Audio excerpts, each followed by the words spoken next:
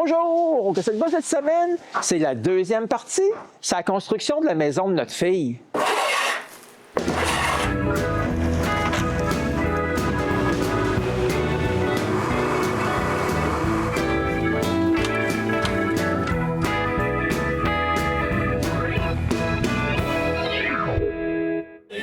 J'ai terminé la première partie de la construction de la maison de Chantal en soulevant le mur arrière du garage. Après avoir passé 2 semaines au chalet à faire des petits travaux avant l'hiver, on revient. Le chantier, là, il a maintenant l'air de tout ça. Non, Éric m'a pas attendu pour continuer. Il place toutes les poutrelles au-dessus du garage ainsi que le plancher de leur chambre à coucher. Il fait la même chose pour le plancher de l'étage des chambres des enfants. Par contre, à partir d'ici, il faut se battre avec le froid. Mais il reste encore des murs à faire. Le bois, lui, il est déjà sur le plancher. Par contre, il manque les fermes. Les voici. Ouais, mais c'est pas la seule chose qu'on reçoit cette journée-là. Parce qu'on reçoit tout ce qu'il faut pour la fosse septique. Mais c'est pas terminé. Il reste encore des murs à monter. Je retourne donc à ma tâche première, faire des coupes pour Éric. Et monter d'autres murs.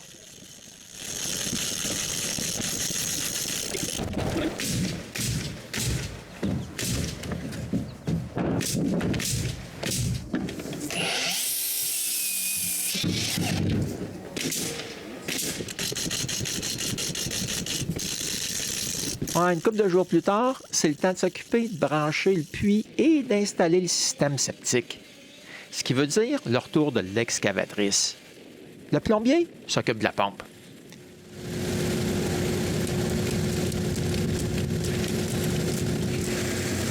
Quand l'électricité et la pompe sont en place, l'excavatrice creuse pour les fosses.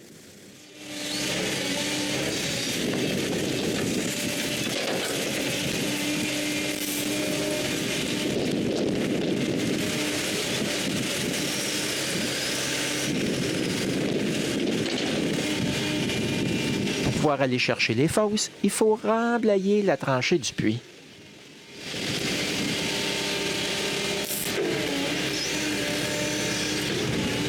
Quand le fond du trou est bien droit, ils peuvent commencer à descendre les fosses en place.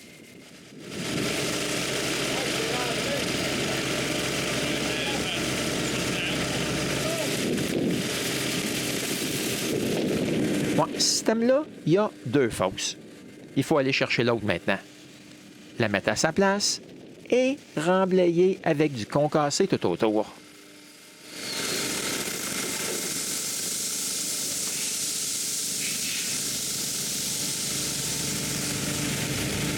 Pour faire ce job-là, il avait même apporté 2 excavatrices.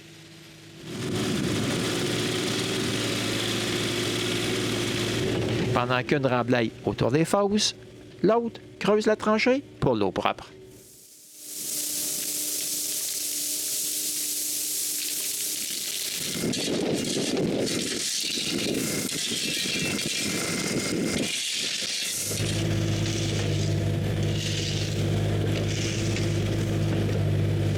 Éventuellement, tout est creusé et prêt pour la visite de l'inspecteur. Ouais, mais c'est quand même possible de faire la touche finale en attendant. Les couvercles de vérification et aussi l'électricité.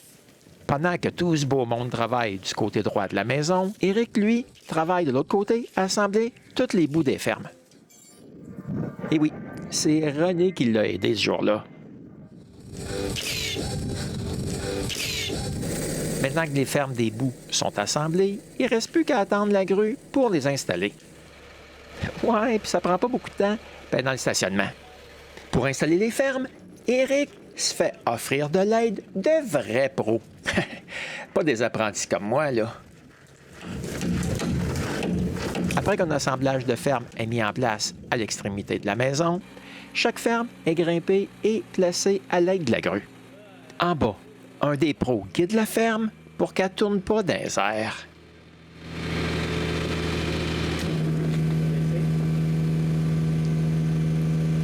OK, proche de sa place.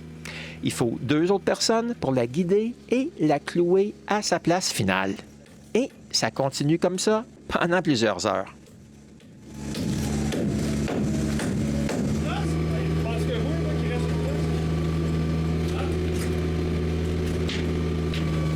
Quand vient le temps de monter les bouts assemblés par Éric, il descend et s'en occupe lui-même. On peut bien voir que faire ça de cette façon sauve un temps fou pour la pose des fermes.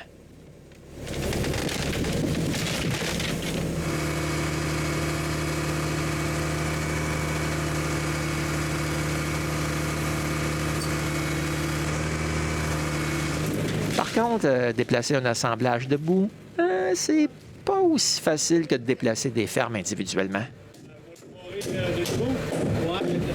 Quand la partie du toit au-dessus des chambres des enfants est en place, il reste aussi les autres fermes à installer.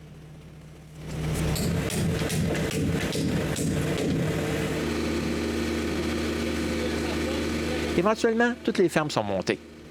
Comme vous pouvez voir, j'ai pas juste filmé, j'ai aussi tenu ce bout de bois-là. Et à un avant-midi, toutes les fermes sont à leur place.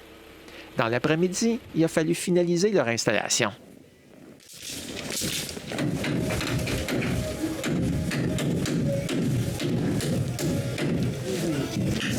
Il faut aussi ajouter plein de renforts pour qu'elle ne bouge pas.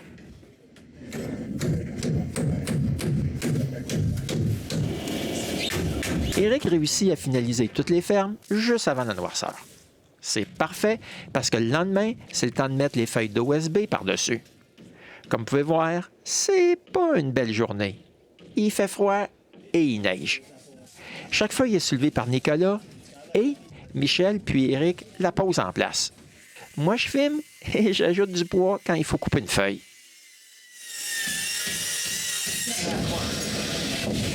Ouais, ça prend 2 jours pour mettre toutes les feuilles sur le toit.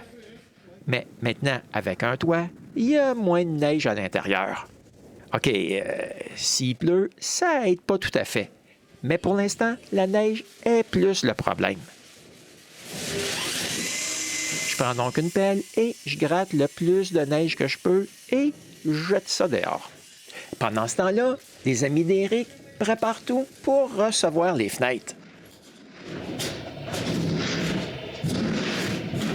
Chaque rebord de fenêtre est recouvert d'une membrane caoutchoutée pour éviter que le bois pourrisse s'il y a des infiltrations d'eau. Ouais, comme ça gèle dehors, il faut ajouter de la colle pour s'assurer que la membrane adhère bien à la structure. Pendant que les ouvertures de fenêtres se font préparer, on reçoit les fenêtres. Je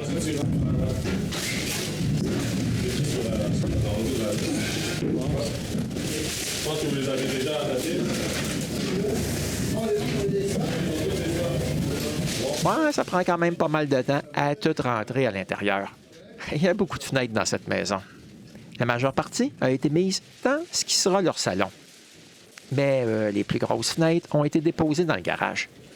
Mais maintenant que tout est prêt et que les fenêtres sont arrivées, il faut les mettre en place. Pour les petites fenêtres, ça va assez bien.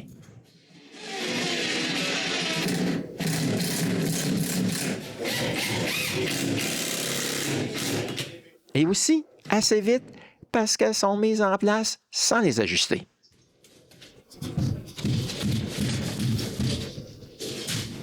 À 3, ils réussissent à installer toutes les petites fenêtres dans la même journée.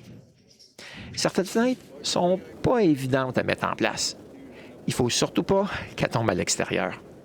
Par contre, pour les grosses fenêtres, j'ai dû me relever les manches et forcer un peu.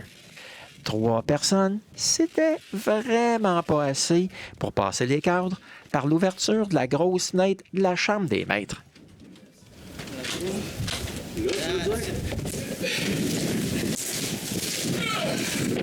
On a réussi à monter les 2 plus petites comme ça. Mais pour la plus grosse, on a dû utiliser le treuil du camion d'Éric pour la soulever.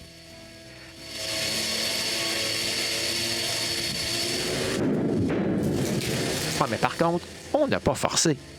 On a juste guidé la fenêtre à travers l'ouverture.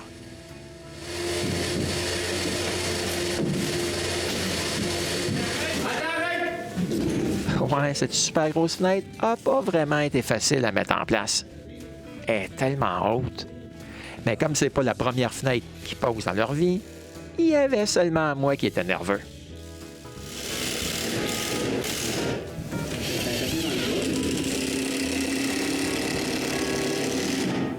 Il reste 2 fenêtres à poser. La grosse fenêtre d'où on a passé toutes les fenêtres et celle de l'arrière.